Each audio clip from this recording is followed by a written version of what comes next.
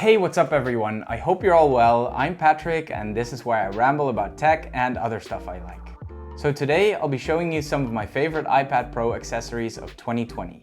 I say some of my favorites because with iOS 13 opening up the iPad, there are so many things you can hook up to it now that it would be impossible to cover it all in one video. I mean, I could, but who wants to listen to me ramble on about accessories for an hour, right? So let's just start with a nice bite-sized video with some cool accessories. And if you like it, you can check back in for more videos and more accessories. I'll always combine some useful everyday stuff with at least one accessory you certainly didn't expect. So stick around till the end of the video to see that.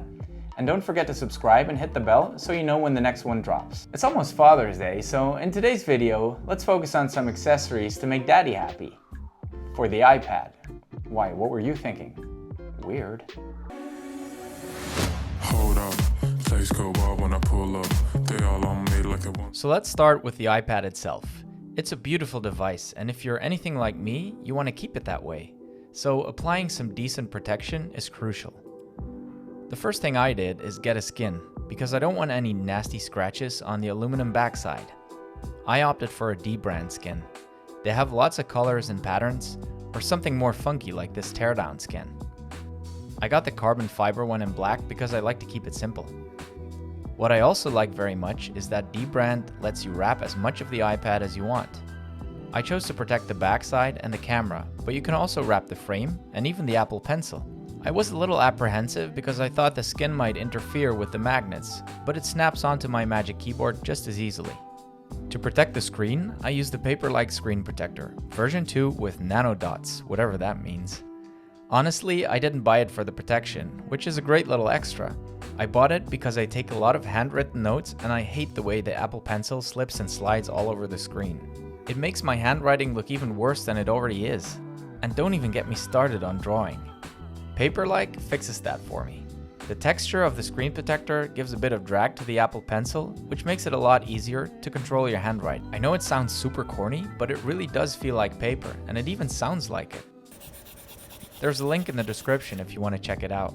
But even with the skin and the screen protector, I still wouldn't feel comfortable just tossing the iPad into my bag, so I like to use sleeves. I know there's a million different options on Amazon, but I wanted something special. I found this amazing designer online who creates beautiful handmade accessories for most Apple products. Westerman Bags is a Dutch company, which, being Dutch myself, was a little added bonus for me. Most of their products are made from a combination of felt wool and premium leather, which looks great together. I love the simplicity of the design, the colors, the elegant look, and the premium feel. The prices are very reasonable, especially for handmade products. They ship to the US as well, just look for them on Etsy. This next accessory is not so much an accessory in itself, but rather a pouch of accessories. I call it my bag of tricks, because I'm a nerd like that. This tech pouch by Peak Design is awesome. I take it with me every time I travel or move around for work. It's made out of super durable material and it looks great. But what I like the most is its design. Most tech organizers are laid flat and consist of several flaps and compartments.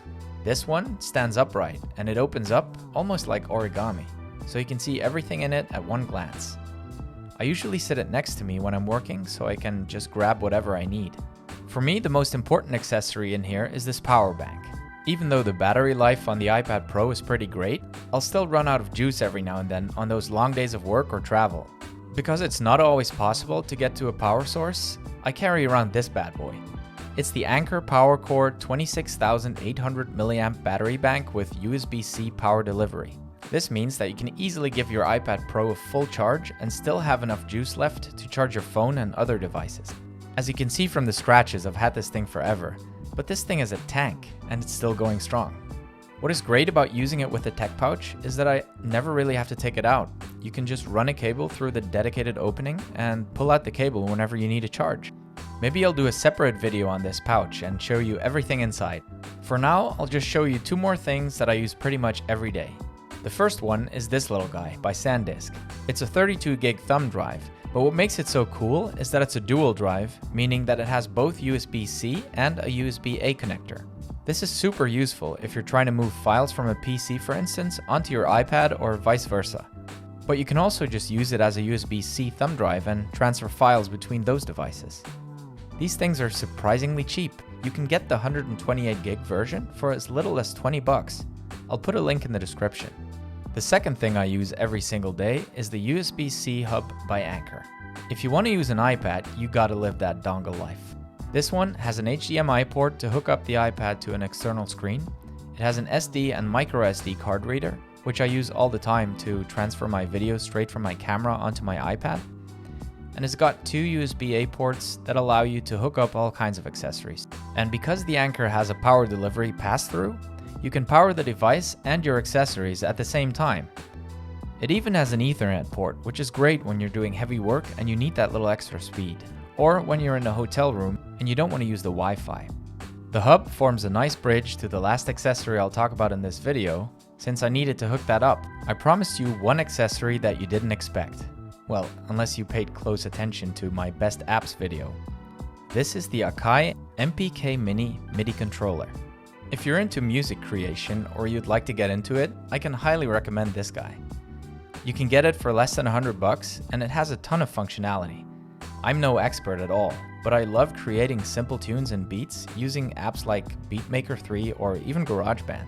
You can use the onboard controls on the iPad, but of course it is much easier and a lot more fun to play your tunes on actual keys. Alright, that's it for this episode. There's plenty of other great accessories that I didn't mention in this video, but don't worry, I'll be covering all of them in the future episodes. So if you want to be updated, be sure to subscribe and hit the bell to get notified. Thank you so much for watching, I really appreciate it, and I hope to see you all in the next one.